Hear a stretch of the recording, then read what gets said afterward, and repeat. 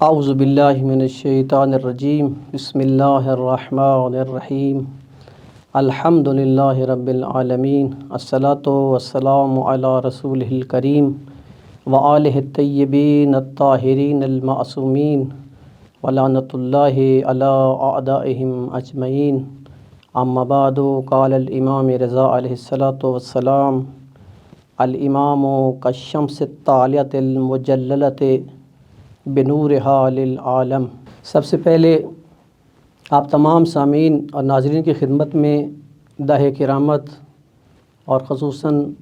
ولادت باسعادت 8ویں تاجدار امامت و ولایت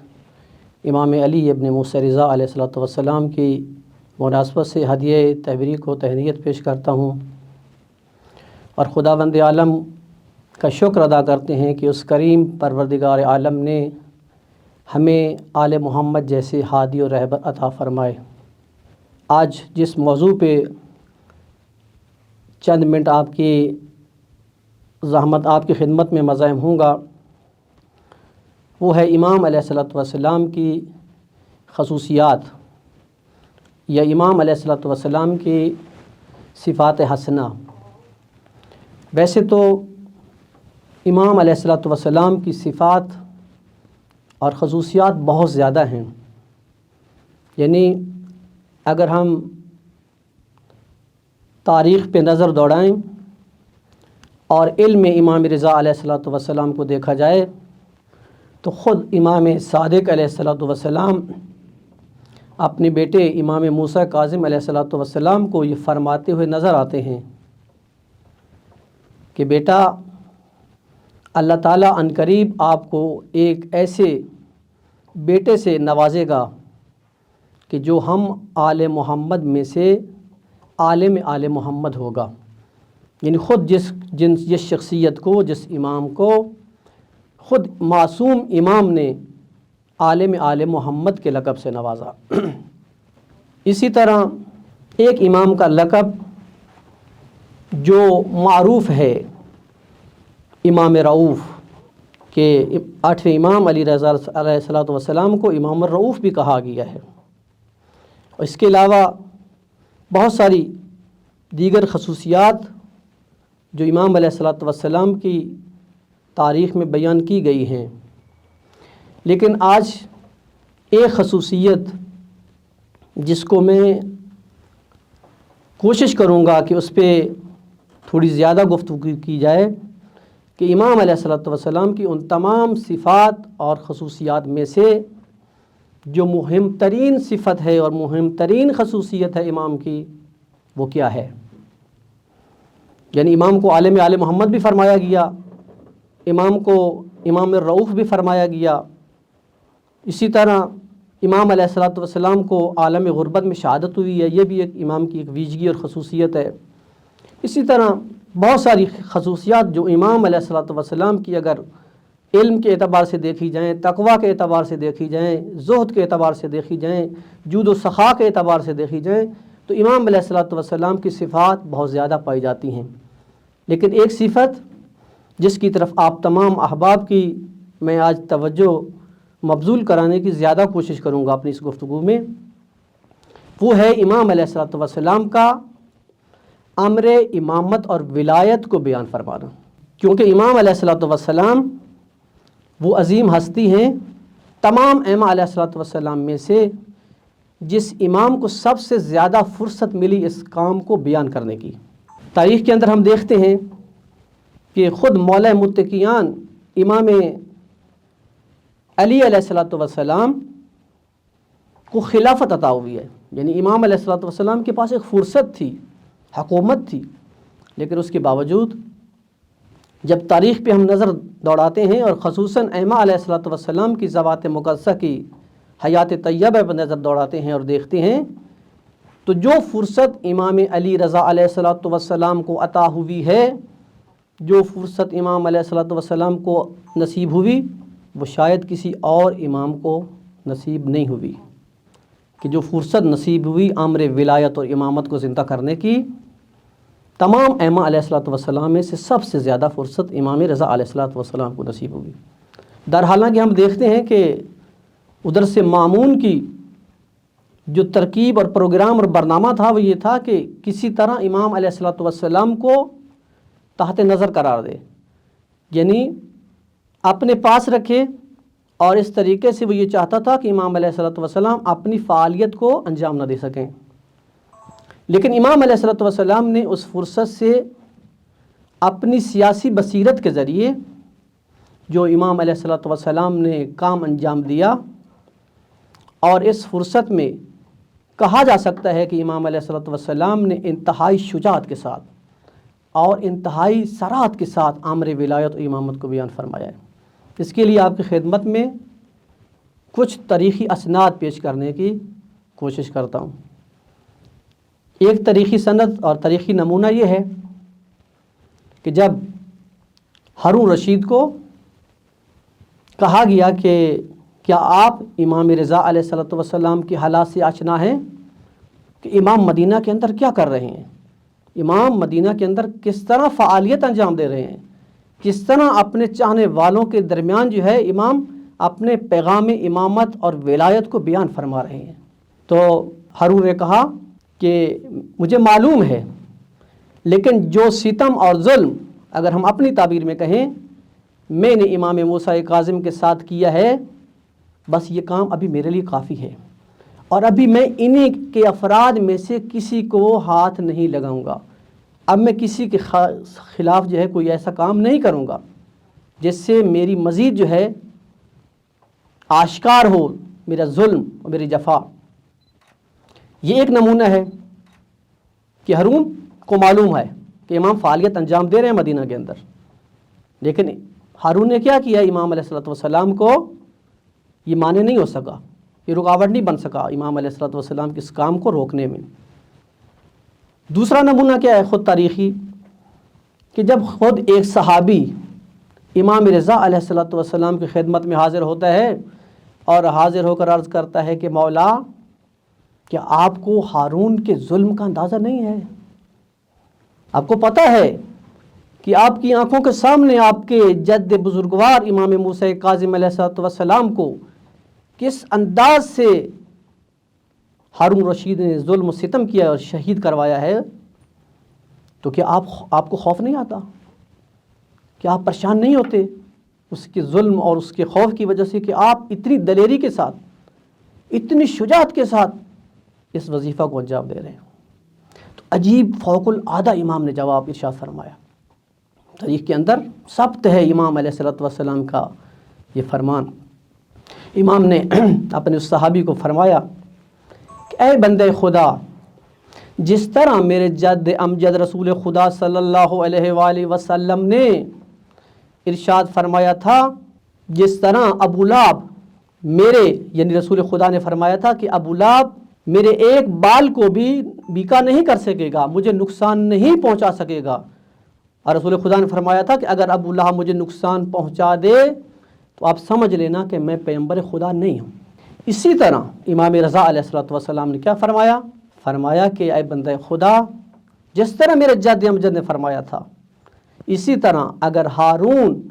میں علی ابن موسیٰ رضا کا ایک بال بھی بیکا کر سکے اور مجھے نقصان پہنچا سکے تو یاد رکھنا میں آپ کا امام نہیں ہوں۔ یعنی عجیب۔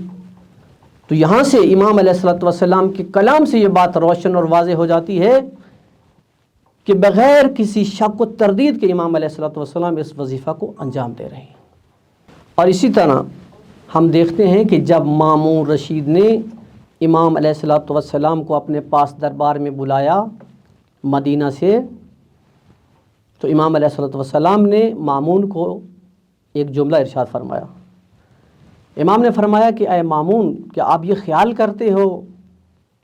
کہ آپ مجھے یہاں بلا کر، اپنے دربار میں بلا کر میرے مقام اور عظمت کو بلند کر رہے ہو؟ فرمایا کہ تجھے معلوم ہونا چاہیے کہ میں وہی علی ابن موسیٰ رضا ہوں کہ جو اپنے شہر مدینہ میں، اپنے جد امجد رسول خدا کے شہر مدینہ میں خود اپنی سواری پہ سوار ہوتا تھا، اور میں وہی امام ہوں کہ وہاں مدینہ میں ہوتے ہوئے جب میں اپنے ایک اسی حکم کو اور دستور کو لکھا کرتا تھا تو وہ دستور اور حکم پورے عالم مغرب اور مشرق پر لوگوں پہ نافذ العمل ہوتا۔ تمہیں معلوم ہونا چاہیے کہ ہماری ولایت اور ہماری محبت جو ہے وہ لوگوں کے دلوں کے اندر موجزن ہے۔ یہاں پہ امام نے صریح پیغام دیا ہے اور مامون کو متوجہ فرمایا ہے کہ تیرا یہاں پر لے آنا جو تو ہدف رکھتا ہے، تیرا ہدف یہ ہے کہ یہاں آ کر اپنے اس حکومت کو مضبوط کرنا چاہتا ہے، اس کو تقویت دینا چاہتا ہے، لوگوں کو فریب دے کر ظاہری طور پہ یہ دکھانا چاہتا ہے لوگوں کو کہ میں امام کا تقدس کر رہا ہوں اور امام کا احترام کر رہا ہوں۔ تمہارے یہاں پر لے آنے سے نہ ہمارا مقام کم ہو سکتا ہے اور نہ بڑھ سکتا ہے۔ ہم آل محمد وہ ہیں کہ جن کو اللہ تعالیٰ نے خود مقام اور عظمت عطا فرمائی ہے۔ اور ایک اور تاریخی نمونہ کہ کس طرح امام علیہ السلام نے اس امر ولایت و امامت کو بیان فرمایا ہے کہ جب امام علیہ السلام نشا پور میں تشریف لے آتے ہیں اور سینکڑوں افراد، ہزاروں کی تعداد میں افراد راویان حدیث جو مختلف ادیان سے ہیں وہاں پر جمع ہوتے ہیں اور امام علیہ السلام کو وہاں پر دیکھتے ہیں، امام کی زیارت فرماتے ہیں، کرتے ہیں، تو سب لوگ یک زبان کہتے ہیں کہ یبن رسول اللہ، آپ اپنے جد امجد رسول خدا کی زبان مبارک سے ہمارے لیے کچھ نصیحت فرمائیں، خدا کے حکم کو بیان فرمائیں، معارف اسلامی کو بیان فرمائیں۔ لیکن عجیب ہے کہ امام علیہ السلام اس عظیم اجتماع میں امام کیا ارشاد فرماتے ہیں؟ امام فرماتے ہیں بسم اللہ الرحمن الرحیم، کلمۃ اللہ حسنی فمن دخل حسنی امن بعذابی۔ یہ کلمہ امام نے، یہ حدیث مبارک امام نے ارشاد فرمائی، جو حدیث سلسلۃ الذہب کی ایک مشہور حدیث ہے کہ جس میں امام نے اپنے اس عظیم امر ولایت و امامت کو بیان فرمایا۔ اور پھر عجیب ہے کہ یہ فرمانے کے بعد امام علیہ السلام نے چادر کو نیچے کھینچا، چونکہ امام ناکا پہ تشریف فرما تھے، اور ناکا امام علیہ السلام کی اس نے تھوڑی سی حرکت کی، لوگوں کا حیرانی اور پریشانی اس کے اندر اضافہ ہوا۔ لوگ حیران ہوئے کہ کیا وجہ ہے، کہ ہم تو یہ توقع کر رہے تھے کہ امام علی ابن موسیٰ رضا اپنے رسول جد خدا سے اور معرف اسلامی ہمیں بیان کریں گے، نماز کے بارے میں، روزہ کے بارے میں، دیگر احکام کے بارے میں، لیکن امام علیہ السلام نے یہ جملہ ارشاد فرمایا۔ پھر امام علیہ السلام نے اپنی ناکا کو روکا اور اپنے پردہ کو ہٹایا اور پھر فرمایا بشروطہا وانا من بشروط۔ یاد رکھیں کہ یہ جو حدیث امام علیہ السلام نے بیان فرمائی ہے کہ جو بھی خدا کے قلعہ میں داخل ہوگا اس کے عذاب سے محفوظ رہے گا، فرمایا اس کی کچھ شرائط ہیں، اور اس کی ایک شرط کیا ہے؟ اس کی ایک شرط میں علی ابن موسیٰ رضا، یعنی امر ولایت و امامت کو قبول کرنا ہے۔ اگر انسان چاہتا ہے کہ اس کی عبادات قبول ہوں، مورد تعید پروردگار ہو جائیں، تو پھر وہ امر ولایت کو قبول کرے۔ اور اس عظیم اجتماع میں بھی امام علیہ السلام نے اسی امر کو زندہ فرمایا اور بیان فرمایا ہے۔ یہاں پر ہم دیکھتے ہیں اگر انبیاء کے شعار کو قرآن کریم کے اندر دیکھا جائے کہ یہ جو امام علیہ السلام نے امر ولایت و امامت کو بیان فرمایا ہے، تو اسی طرح انبیاء کا جو شعار قرآن کے اندر موجود ہے وہ یہی ہے فاتقوا اللہ واتیون، اللہ سے ڈرو اور ہم انبیاء کے اطاعت کرو۔ اور اسی طرح حضرت نوح نبینا کہ جنہوں نے 950 سال تبلیغ فرمائی، اور تبلیغ فرمانے کے بعد حضرت نوح کی جو امت ہے انہوں نے کیا کہا کہ قرآن کے اندر موجود ہے، کہا کہ نوح کیا چاہتا ہے، وَيُرِيدُ أَن يَتَفَضَّلَ عَلَيْكُمْ، نوح ہم سے بافضیلت بننا چاہتا ہے۔ یعنی یہ سخت کام ہے، یہ مشکل کام ہے، یہ مشکل ذمہ داری ہے جو امام رضا علیہ السلام انجام دے رہے ہیں۔ یعنی سخت ہے کہ کوئی شخصیت اپنے لیے کسی چیز کو بیان فرمائے، اور امام اپنی امامت و ولایت کو اس قدر آشکار انداز سے بیان فرما رہے ہیں۔ تو یہاں سے جو بات سمجھ میں آتی ہے وہ یہ ہے کہ امر ولایت اور امامت اتنا عظیم فریضہ ہے کہ امام نے متعدد مقام پر اس کو اجاگر فرمایا. اور اسی طرح جو خود نمونے قرآن کے اندر موجود ہیں، الگو موجود ہیں. ابلیس کا نمونہ، ابلیس کو خدا سے مشکل نہیں ہے بلکہ نبی خدا سے مشکل ہے. نبی خدا کی افضلیت کو قبول کرنے کے لیے تیار نہیں ہے. قابیل کو خدا کی وحدانیت سے مشکل نہیں ہے، وجود خدا سے مشکل نہیں ہے. نبی خدا جناب حابیل کی افضلیت کو قبول کرنے کے لیے تیار نہیں ہے. اسی طرح بہت سارے نمونے قرآن کے اندر موجود ہیں. اور ہم یہاں پہ امام علیہ الصلوۃ والسلام کا علماء خوراسان اور عراق کے ساتھ ایک مناظرہ بھی دیکھتے ہیں، ایک علمی مناظرہ کہ ان کو مامون نے اپنے دربار میں بلایا اور دربار میں بلا کر اس نے امام علیہ الصلوۃ والسلام کو بھی، چونکہ امام دربار میں تشریف فرما تھے، تو مامون نے اس قرآن کی اس آیت کو پڑھا، ثم اورثنا الکتاب الذین اصطفینا من عبادنا. مامون نے قرآن کی اس آیت کو پڑھ کے ان علماء خوراسان اور عراق سے پوچھا کہ اس آیت سے کیا مراد ہے، اس کا مصداق کیا ہے. تو سب نے کہا کہ اس کا مصداق یعنی امت ہے. پھر اس نے امام علیہ الصلوۃ والسلام کی طرف رخ کیا اور کہا کہ مولا آپ فرمائیں کہ اس آیت کا مصداق کیا ہے. تو مولا نے فرمایا کہ اس آیت کا مصداق ہم عطرت اہل بیت ہیں. مامون نے کہا کہ مولا آپ کے پاس کیا دلیل ہے جب نہ رسول اللہ. تو امام علیہ الصلوۃ والسلام نے فرمایا اس کی دلیل یہ ہے کہ قرآن کی اس آیت کے بعد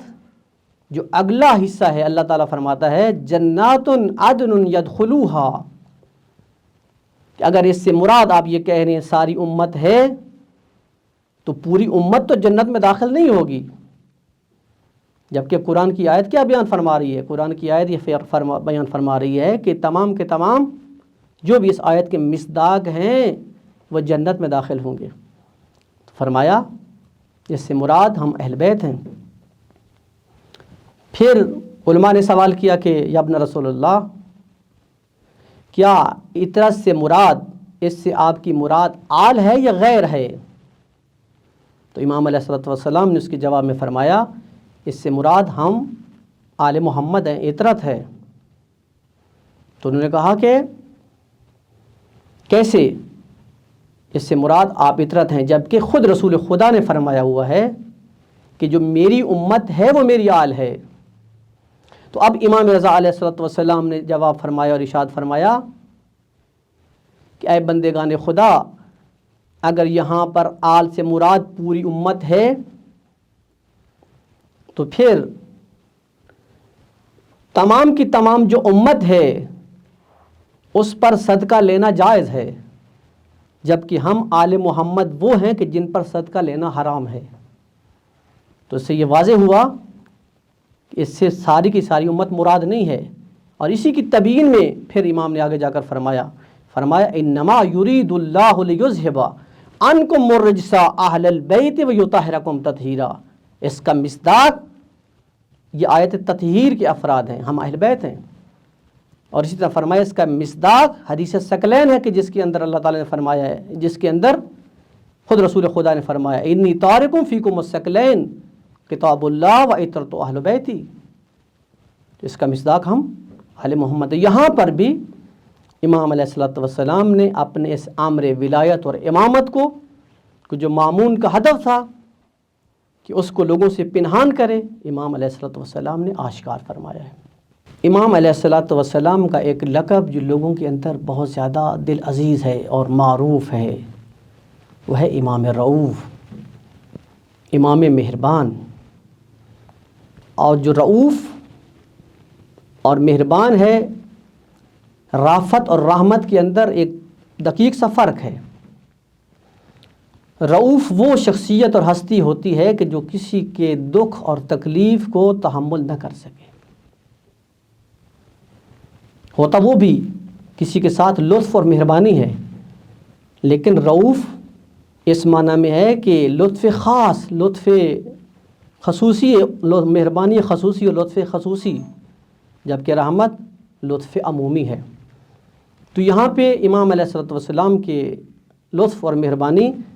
کہ اس لقب کو بھی خود امام جواد علیہ الصلوۃ والسلام نے امام کے زیارت نامہ کے اندر ارشاد فرمایا السلام علیک یا امام الرؤوف۔ امام علیہ الصلوۃ والسلام یعنی امام رؤوف کے لقب سے امام جواد نے امام کو نوازا۔ اور پھر